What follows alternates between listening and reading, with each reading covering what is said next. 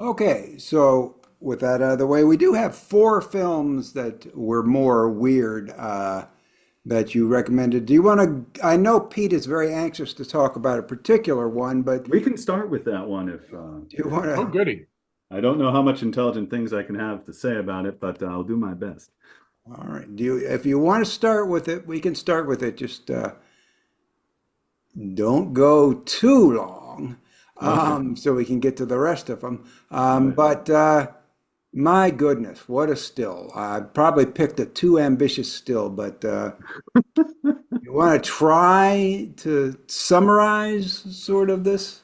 All right, we've got an Edenic thing going on here. This is done in I'm going to say a mid-50s pop art style with some more contemporary to late 80s to contemporary anime leaning with the imagery. We've got vines, we've got brightly colored red mushrooms with white stars on them. We have exotic plants. We have this lovely river going through the whole thing. We have a cat individual holding a pocky snack stick seated on some mushrooms. We have the same cat individual lying relaxed, doing the either dead man's float or reverse dead man's float, lazing in the river. So it's all told looks quite borderline surreal, certainly very, very busy.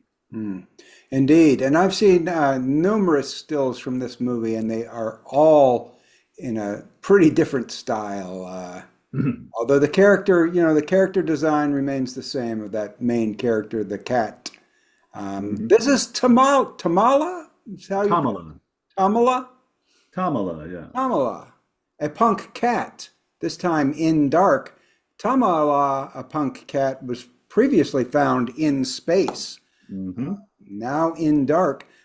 Before we forget, I will point out that this is uh, the original was released and then picked up recently by Deaf Crocodile and put out in a new version, which is where a lot of people saw it for the first time. And this sequel, the In Space sequel, is also coming out from Deaf Crocodile and will be out in 2026 on Blu-ray. I do believe it is also going to get a theatrical release, probably very limited. But let's get that out of the way. With that out of the way, Giles, do you have some opening remarks? Sure, I'll start by saying that I'll be rather surprised if I see anything stranger this festival. It's from this image here, and look up any of the images, look up any clips. It's a very strange thing. This sort of the main character is somewhere between our reality and like enlightenment. So it's like hovering, I'd say with a slight detachment from everything. But there's this alternate cat world where everything is pretty much a reflection of our known universe, but with the word cat in front of it. So there are different forays to different cat planets that takes place primarily on Cat Earth in Cat Nepal. And there is deep conspiracy, deep history, cosmic implications, and this sort of lackadaisical, often rather sleepy cat Tamala that we follow, carrying us through the many, many kinds of action that occur on screen, accompanied by many different kinds of very busy visuals.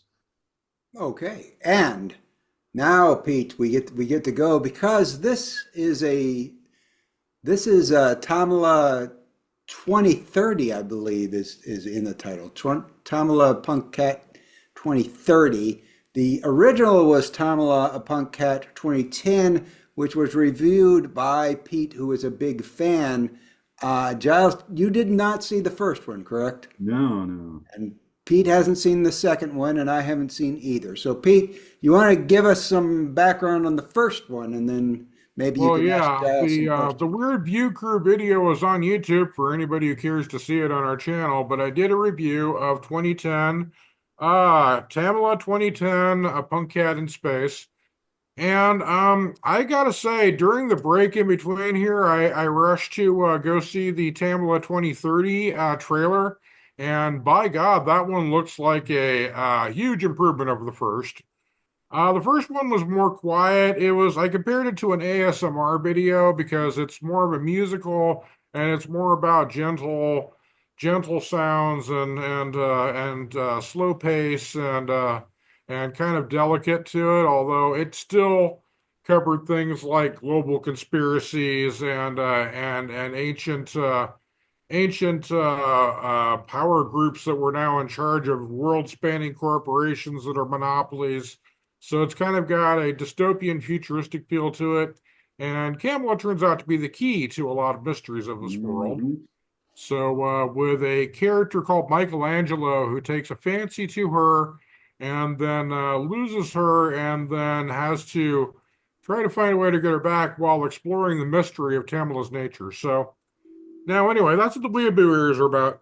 However, the original looked more like a desktop production, kind of a laptop studio. It was done by one animator who just used a few different styles. It was still pretty impressive, but I didn't really call the first one weird. This one looks like it might cross the border. It's got a huge upgrade in graphics. It's got a huge upgrade in just scope. It's much more but it looks like they put a lot more work into it. Yeah. Giles, have you seen this and would you concur with my intuition about it? Having not seen the original yet, but from what research I've been able to do, yes, this is, I think, a full fruition of this team's dream is this movie. I can't imagine it being much more, considering how much it is, if you take my meaning there. So I think this may have been more what they were, hoping to do earlier on, but didn't have probably the technological means. Because one thing I've really liked about general progression for filmmaking is that filmmakers can do more and more with less, requiring less and less money to do it. And so, yeah, this the thing I saw on the big screen, I believe it was the world premiere, was everything was going on at once. Even in the quieter scenes, there's all this stuff. So, Yeah. Yeah. I should say the Tamala universe is unlike anything you've ever seen before. It's not really fair to describe it as anime because it doesn't quite work that way. yeah, It has at least the first movie had more of a Inkscape, Adobe Illustrator type aesthetic to it. Like if you've seen cartoons on TV, like Wow Wow Wubsy, it has a kind of similar art style. But the other thing with the culture of this movie is that it's so far as I've seen in the Tamala series, it seems to be not just a parody of Japanese anime culture, but a parody of Western attitudes towards that and the interplay between Japan and America as their cultures keep crossing the Pacific and keep coming up with new generations based on the previous generation's work. So, yep, since anime itself is originally supposed to have been Japan's reaction to Walt Disney back in the day, then really the two cultures of kind of American and Japanese animation culture have kind of sort of grown up as siblings, if you will. yeah, So anyway, this is kind of a parody of the crack between that. It's not just it's got a scope to it. It's got some deep things to say, I think, but it also isn't going to take itself so seriously as to become pompous. yeah. Anyway, Oh, certainly not pompous. Yeah, I'd say alongside parody, also a celebration because there is a very positive energy going on here. very much so. Yeah, yeah. I just it's charming. It's charming. The first one was at least charming, I would say. The second one, we'll see if it really pulls out all the stops. Uh, Let me add that it is from, it was hard to see who it's credited to. Sometimes they go by Trees of Life. TOL, sometimes they go by Trees of Life, and the directors themselves are simply known as one as K and one as Kuno. So, Hmm. Very mysterious, much like their product. hmm. So that was that. That was a recommendation. And Giles now saying it's probably the weirdest thing he's going to see. So.